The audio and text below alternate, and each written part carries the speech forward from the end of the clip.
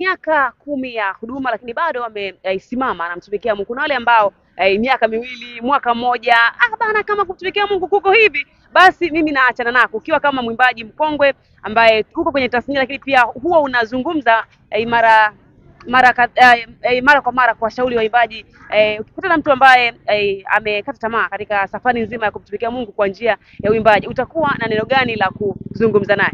Kwanza nikwambie tu Bella kitu kimoja, kwamba cha Mungu huwa kinajipambania chenyewe. Kwa hiyo kama Mungu ameweka kitu ndani yako, hakiwezi kufa automatically.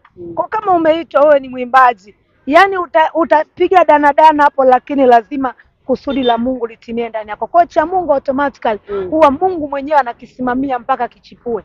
Kwa mimi ninaamini kabisa kwamba kama Mungu ameweka kitu ndani yako na unasikia kabisa ndani yako na unajua kusudi la Mungu ni kumtumikia kwa njia ya uimbaji, I'm telling you, huwezi kuacha. Ukiona mtu ameacha huyo, au alikuwa na beti. Ni sawa sawa? Sawa. Simba na Manchester anacheza, hapo mkeka unampa nani? Nani Simba, unategemea atamshinda Manchester? Ni ngumu sana. Kwa mimi naamini cha Mungu kinajipambania chenyewe.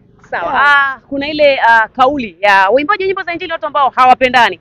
Hichi tumekiona leo kwa Anthony Butatu, wamefika watu mbalimbali kutoka hata huko Kigoma.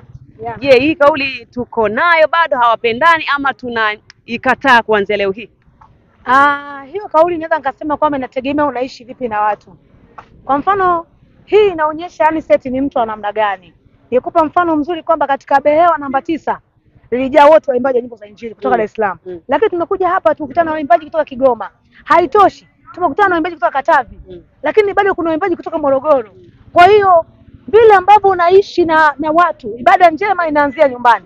Vile ambavyo unaishi na watu, utakapoandaa kitu kama hicho kumtukuza Mungu, lazima watu waungane pamoja na wewe. Lakini kama utakuwa una sintofahamu katika utumishi wako, ndio unakuta unasema waimbaji hawapendani. Sio kweli. Kwa nini tuko hapa? Hapa kuna waimbaji zaidi ya 100. Kama yani ni wengi sana na wengine bado hawajaimba. Kwa mimi niwaambie waimbaji, jifunze kuishi na watu vizuri. Utumishi unaendana na kuishi na watu vizuri. Ukiishi na watu vizuri, utamwona Mungu kwenye maisha yako. Na watu watajitoa kwa ajili yako, kwa sababu Biblia inasema kwamba Mungu atatoa watu kwa ajili ya maisha yetu. Kwa hiyo unapofanya vizuri, unapoishi na watu vizuri, Mungu hawezi kukuacha waibike. Kwa waimbaji wa nyimbo za Injili tunapendana tena sana. Yes. Sawa. Tuje kwa kile ambacho kinaendelea sasa hivi huko duniani. Tunaona sasa hivi kumekuwa kukiandaliwa na tuzo kama 5 mpaka sasa hivi, kama 5 hivi, na waimbaji nyimbo za Injili wanashindanishwa. Kutoka mwimbaji fulani anashindanishwa na mwimbaji mwingine ili kupata tuzo. Unadhani kuna ulazima wa waimbaji hawa kushindanishwa ili mradi tu kupewa tuzo? Nadhani sio ulazima, lakini mimi nadhani ni kama kuwapa motisha. Sijui, kila mtu ana vile ambavyo anaona, kwa sababu kwa waimbaji wamejitoa kwenye tuzo. Wanasema kwamba wao wanamtumikia Mungu, hawataki kushindanishwa. Lakini mimi ninaona ni kama motisha kwa kile ambacho wanafanya kumtumikia Mungu. Ni kweli mbinguni kuna taji, lakini pia duniani tunatamani watu watambue kazi. Watambue watu ambao wamemtumikia Mungu, wamefanya muziki wa Injili kwa miaka mingi, wametutengenezea sisi wengine njia mpaka tunaimba. Kwa sababu mimi mpaka kuimba, maana kuna mwimbaji nilimuona. Mungu anaweza kaweka kitu ndani yako, lakini kuna role model unampenda. Mimi wakati naanza huduma, role model wangu alikuwa Tumaini Njole. Ndio naanza enzi 2015.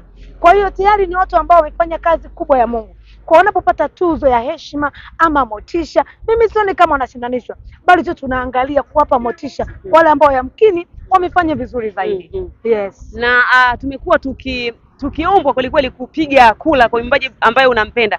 Tina Mzava, umeshapiga kula, umeshamchagua mwimbaji ambao wewe unampenda? Mimi nawapenda wote.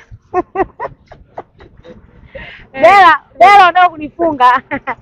Bella mimi nakujua mdogo wangu. Wewe nimekulea mwenyewe. Unataka kunifunga. Mimi nawapenda wote na nimepiga kula kwa wote. Kula zangu kwa wote. Hapa kuna Bahati Bukuku, hapa kuna Rose Mwando. Kura ya Tina Mzava inaenda wapi? Obviously mimi ndo kwa Bahati tu. Sasa Bahati sikalea. Nashukuru sana. Amina, asante sana.